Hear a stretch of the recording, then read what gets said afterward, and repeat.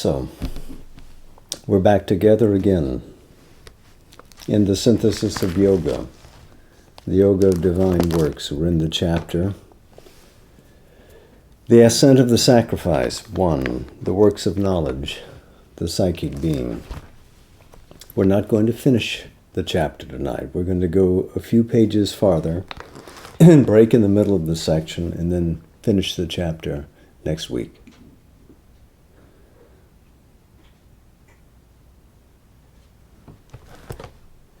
If knowledge is the widest power of the consciousness, and its function is to free and illumine, yet love is the deepest and most intense, and its privilege is to be the key to the most profound and secret recesses of the divine mystery. Man, because he is a mental being, is prone to give the highest importance to the thinking mind and its reason and will, and to its way of approach and effectuation of truth, and even he is inclined to hold that there is no other. The heart, with its emotions and incalculable movements, is to the eye of his intellect an obscure, uncertain, and often a perilous and misleading power which needs to be kept in control by the reason and the mental will and intelligence. And yet there is in the heart, or behind it, a profounder mystic light, which, if not what we call intuition, for that, though not of the mind, yet descends through the mind, has yet a direct touch upon truth and is nearer to the divine than the human intellect in its pride of knowledge. According to the ancient teaching, the seat of the immanent divine, the hidden Purusha, is in the mystic heart, the secret heart cave, Hridaya Guhayam, as the Upanishads put it, and according to the experience of many yogins, it is from its depths that there comes the voice or the breath of the inner oracle. So that's the opening paragraph in this section. I've looked for this Sanskrit term, Hridaya Guhayam, in the Upanishads, and I have not been able to find it. I have found a couple of passages which are close. In the Brihad Aranyaka 5.6.1, there's a reference to Antar Hridayam, which is the inner heart. And that says, translated into English, this person who consists of mind is of the nature of light, is within the heart, like a grain of rice or barley. He is the ruler of all, the Lord of all, and governs all this, whatever there is. There's also a phrase in the Chandogya Upanishad at 3.14.3, which says, Atmantar Hridaya, which is basically, this is my self within the heart, the self inside the heart. There's also a section in the Maitri Upanishad which is very like what we had in the Brihad Aranyaka. But if you find where this phrase occurs, Hridaya Guhayam, exactly that, please let me know.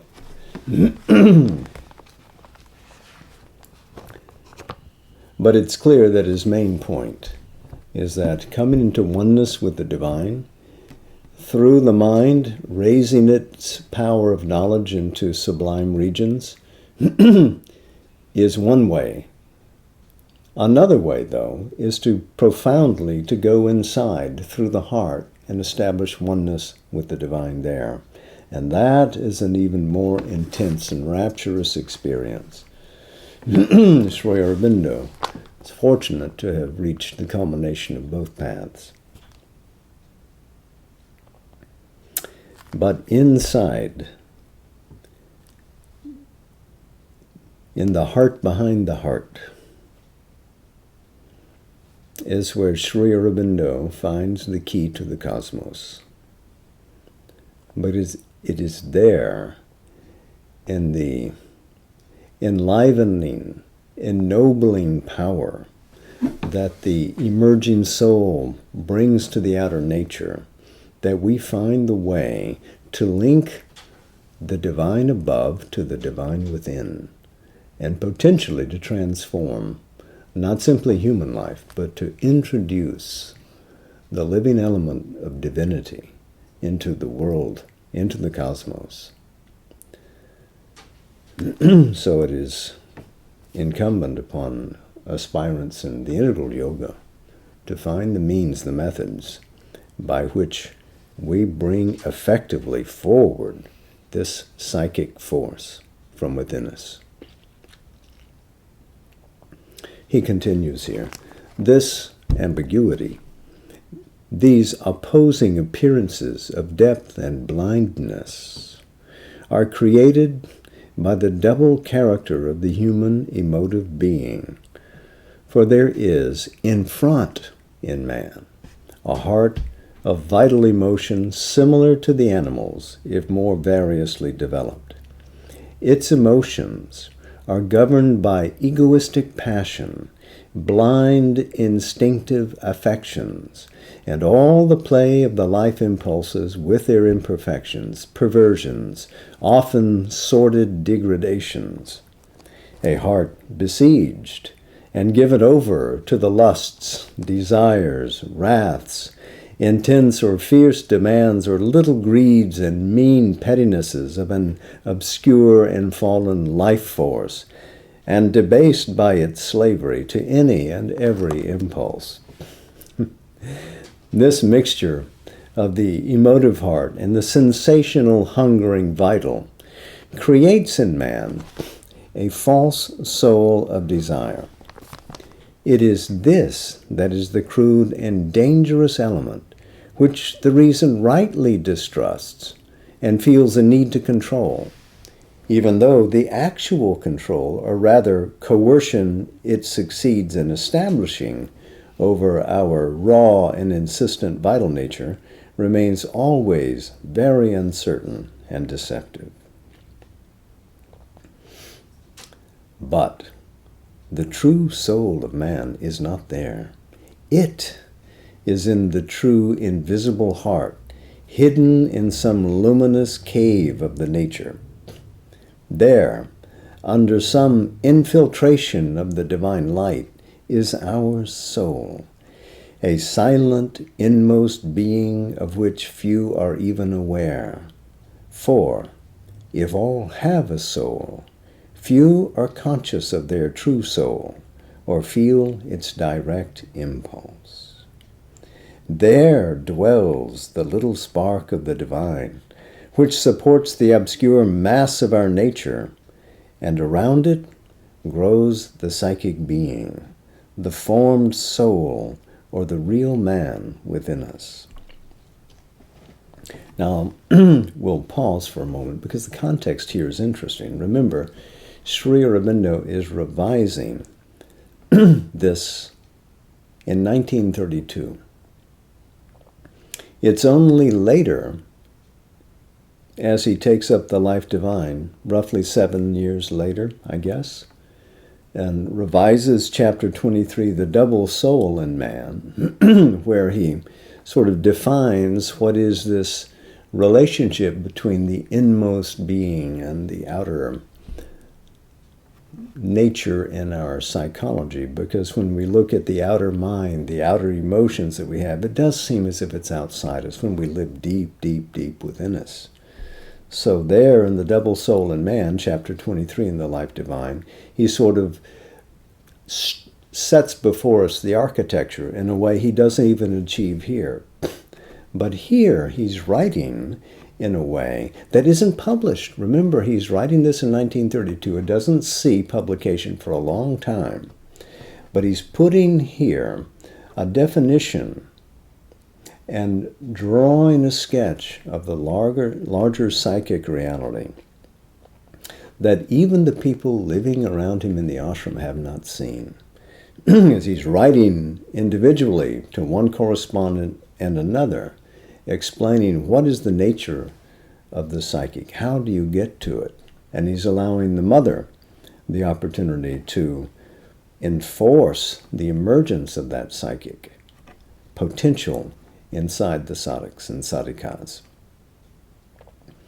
But nobody has seen these magnificent sentences which we're reading tonight. There dwells the little spark of the divine. So inside is that psychic essence. Remember that Upanishad, the Mundaka Upanishad, describes a great reality, like a central fire, throwing out thousands and millions of sparks from itself. So each one of those sparks comes from that central fire, like a ray of light comes from the sun. Each one of those sparks represents your individual soul. And it is at the very center of your being. It is that around which develops the psychic being. So always, this touch of the eternal, immortal, coming into time, stands at the center of your nature.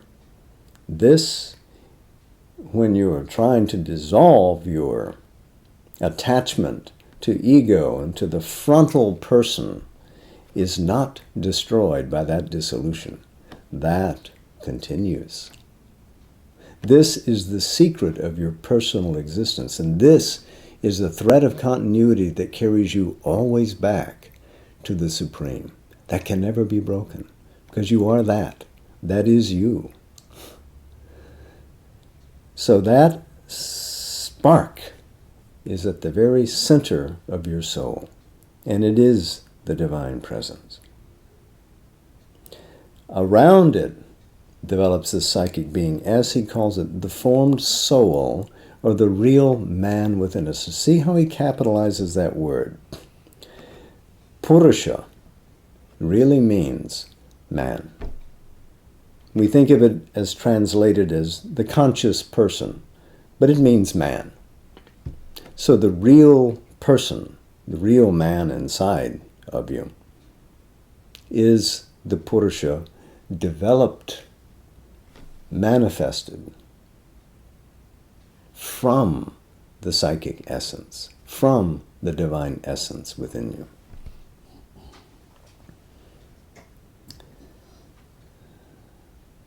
Sri Aurobindo's psychology is much more subtle than the simplicity of the Sankhya system, which makes this simple division between Purusha and Prakriti, even accounting for all the emotional and mental and subtle physical aspects that there are in the Sankhyan system. Sri Aurobindo's psychology is still more subtle and far-reaching and profound. Of that another time.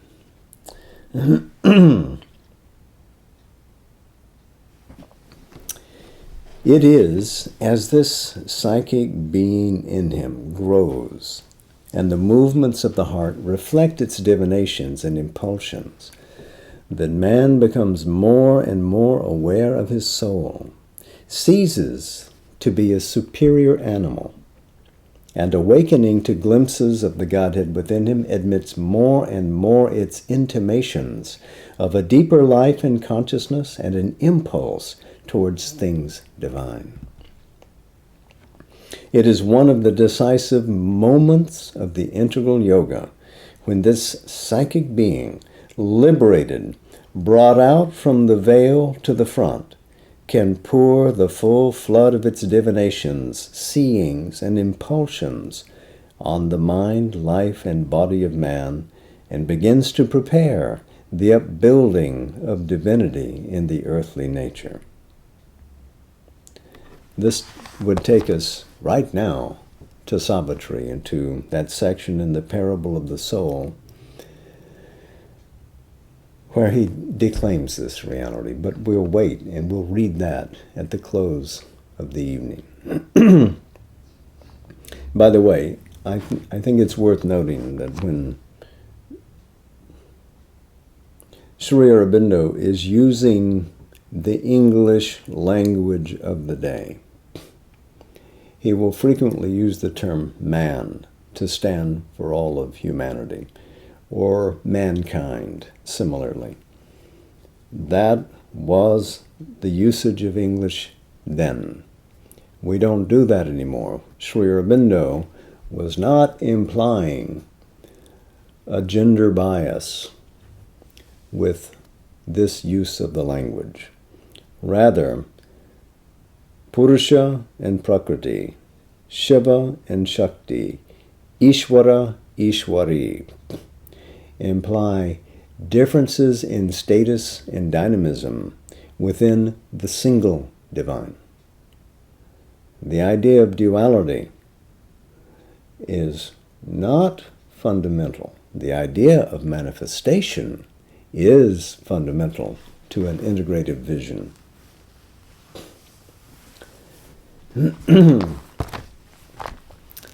As in the works of knowledge, so in dealing with the workings of the heart, we are obliged to make a preliminary distinction between two categories of movements: those that are either moved by the true soul or aid towards its liberation and rule in the nature, and those that are turned to the satisfaction of the unpurified vital nature.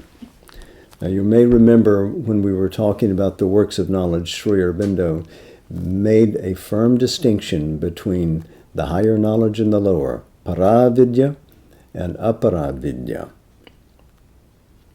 Here there is a similar comparison. But the distinctions ordinarily laid down in this sense are of little use for the deeper spiritual purpose of yoga.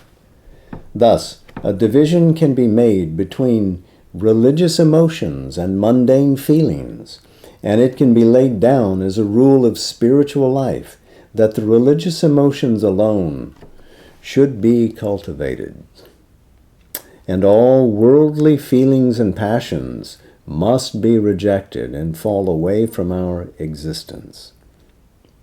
This in practice would mean the religious life of the saint or devotee, alone within with the divine, or linked only to others in a common God love, or at the most, pouring out the fountains of a sacred, religious, or pietistic love on the world outside.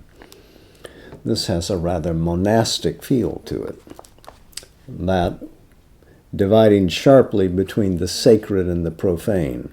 For Sri Aurobindo, again, it is a unitive experience revealing the divine from within the mundane, which is a principal aim of his yoga.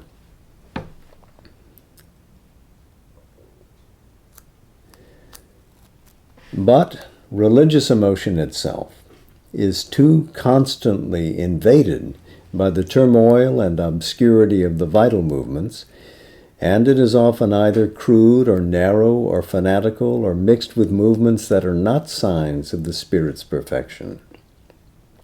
It is evident, besides, that even at the best, an intense figure of sainthood, clamped in rigid hieratic lines, is quite other than the wide ideal of an integral yoga. Hieratic, by the way, is a word drawn from the Greek hieros, meaning the sacred. Here it means simply priestly.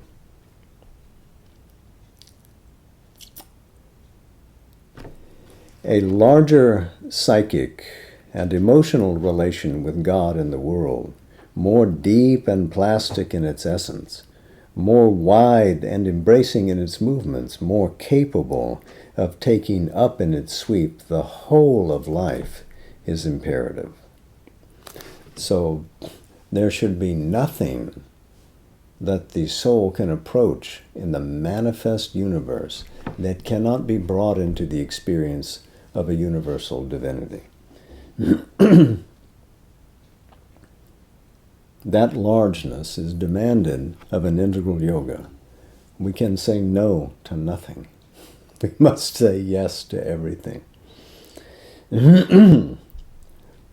A wider formula has been provided by the secular mind of man of which the basis is the ethical sense, for it distinguishes between the emotions sanctioned by the ethical sense and those that are egoistic and selfishly common and mundane. It is the works of altruism, philanthropy, compassion, benevolence, humanitarianism, service, labor for the well-being of man and all creatures that are to be our ideal. To shuffle off the coil of egoism and grow into a soul of self-abnegation that lives only or mainly for others or for humanity as a whole is the way of man's inner evolution according to this doctrine. So this is the social amelioration so popular during the 19th and 20th century.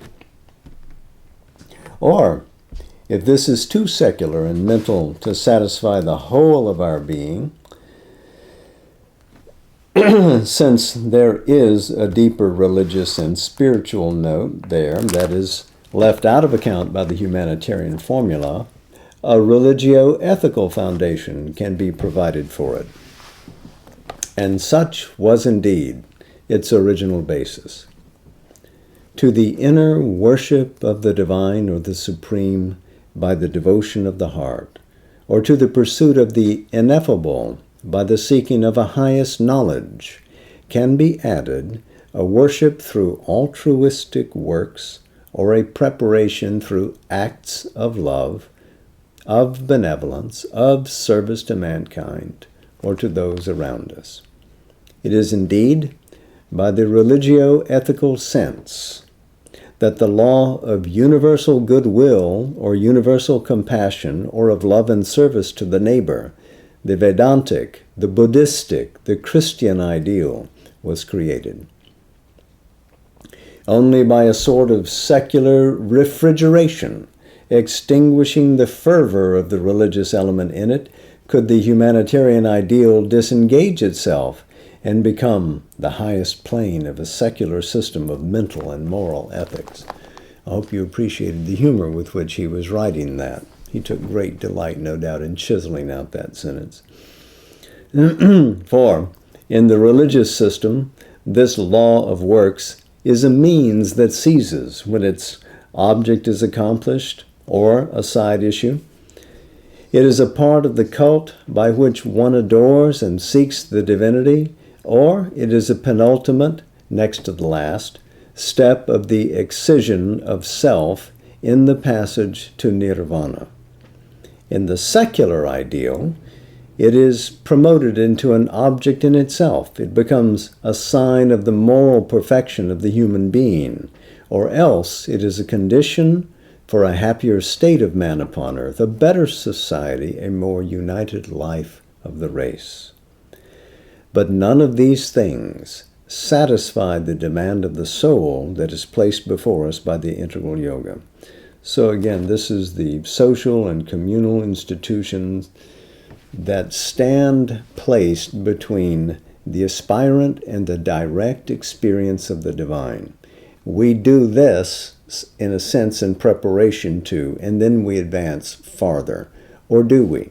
We often get frozen simply in the service to mankind, or in the service to God in man, in the religious field, or simply slogging away at social amelioration programs, improvement of the community, and we never gain access to the actual experience that gives it all life and all meaning.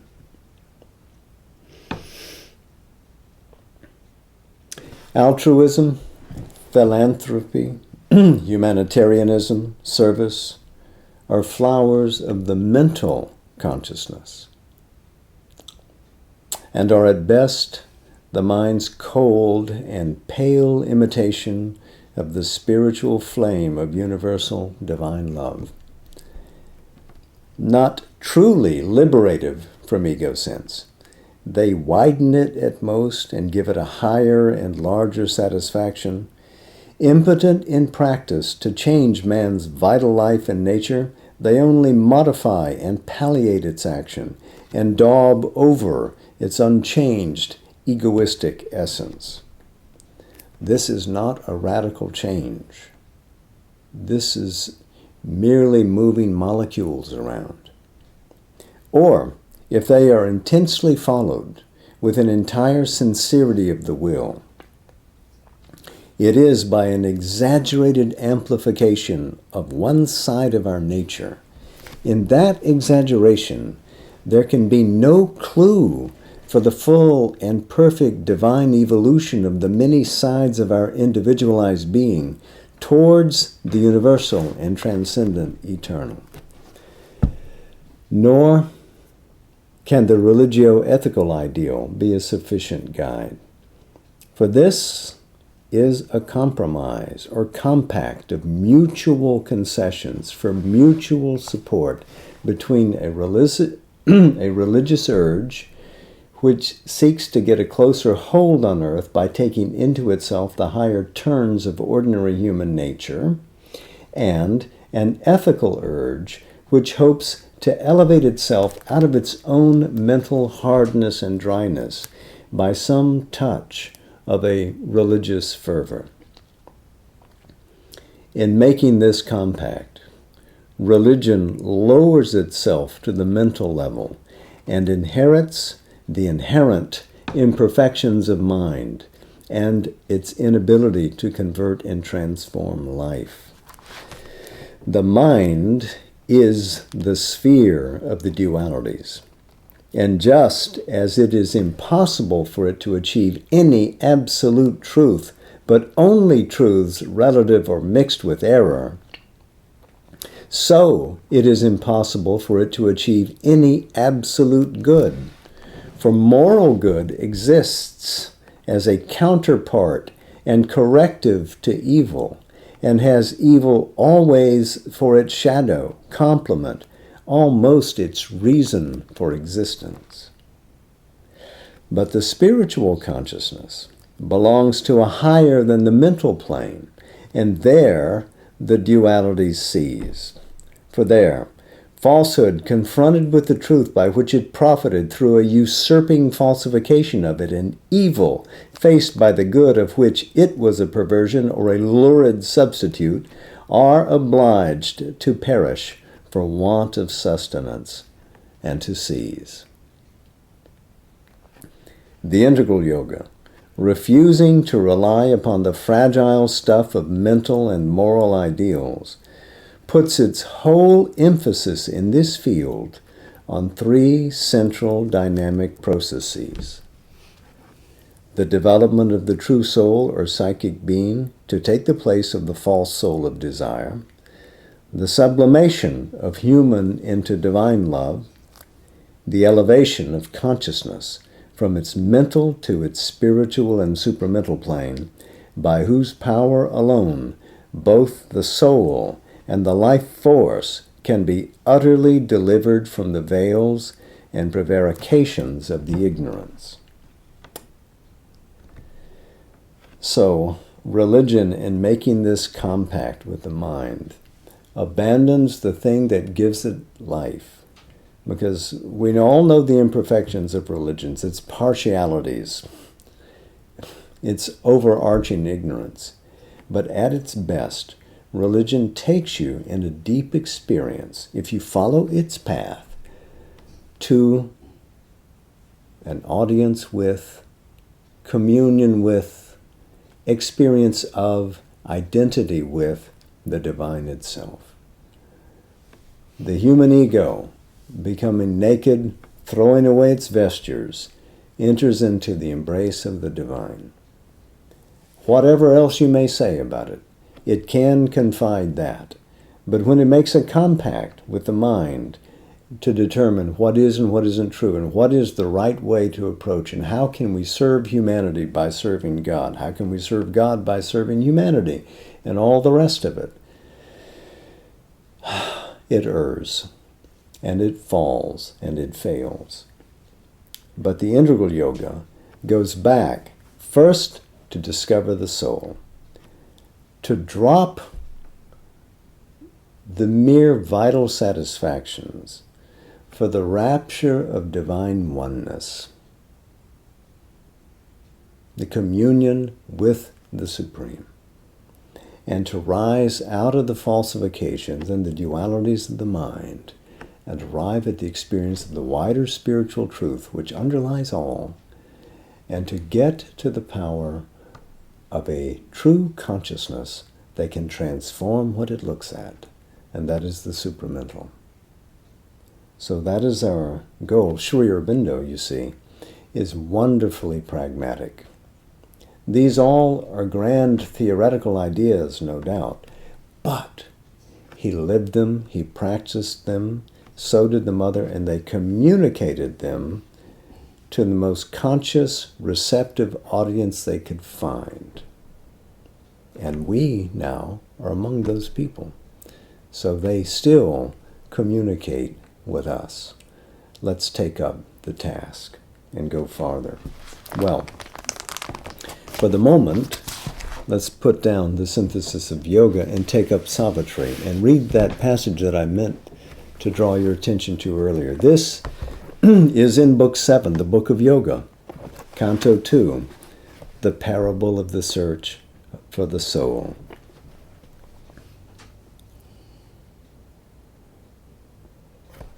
This begins on page 484.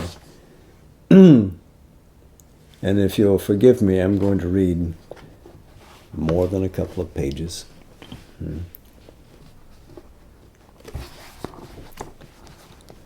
I think you'll see how it summarizes everything that we've done tonight. But this is only matter's first self-view, a scale and series in the ignorance. This is not all we are or all our world. Our greater self of knowledge waits for us, a supreme light in the truth-conscious vast. It sees from summits beyond thinking mind. It moves in a splendid air transcending life. It shall descend and make earth's life divine. Truth made the world, not a blind nature force. For here are not our large diviner heights. Our summits in the superconscience blaze are glorious with the very face of God. There is our aspect of eternity.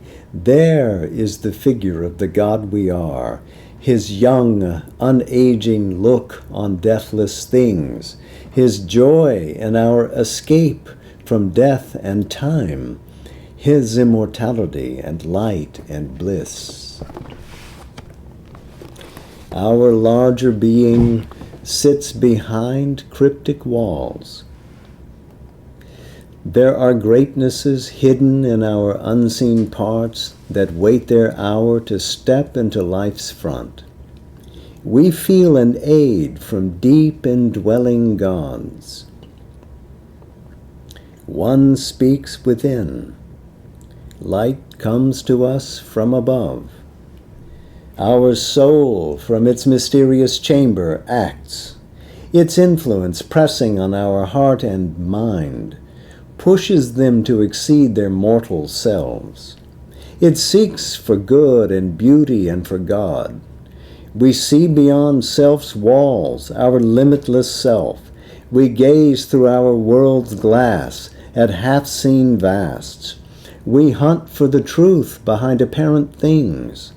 Our inner mind dwells in a larger light. Its brightness looks at us through hidden doors. Our members luminous grow, and wisdom's face appears in the doorway of the mystic ward. When she enters into our house of outward sense, then we look up and see above her sun a mighty life self with its inner powers supports the dwarfish modicum we call life. It can graft upon our crawl two puissant wings. Our body's subtle self is throned within in its viewless palace of veridical dreams that are bright shadows of the thoughts of God. In the prone, obscure beginnings of the race, the human grew in the bowed, ape-like man. He stood erect, a godlike form and force, and the soul's thoughts looked out from earth-born eyes. Man stood erect. He wore the thinker's brow. He looked at heaven and saw his comrade stars. A vision came of beauty and greater birth, slowly emerging from the heart's chapel of light, and moved in a white, lucent air of dreams.